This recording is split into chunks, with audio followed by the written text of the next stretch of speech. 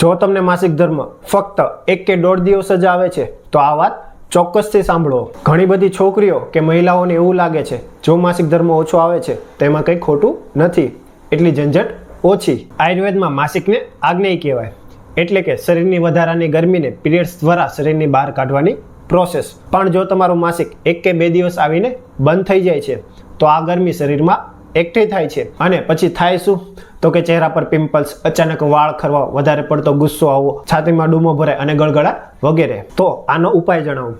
1 glass પાણીમાં 2 ચમચી કાળા તલને નાખીને તેને ત્યાં સુધી ગરમ કરો જ્યાં સુધી તે અડધું થઈ જાય.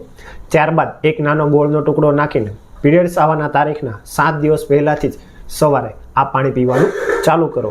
એટલે જો તમારી માસિકની તારીખ 8 છે તો તારીખ 1 થી લઈને તારીખ 7 સુધી દરરોજ સવારે આમ કરવાથી તમારી શરીરની ગરમી ઓછી થશે અને માસિક પણ નિયમિત થશે. અને જો તમને માસિકને લગતી કોઈ સમસ્યા હોય તો કોમેન્ટ કરો પીરિયડ્સ અથવા સ્વસ્તિ આયુર્વેદ પંચકર્મ હોસ્પિટલની મુલાકાત લો.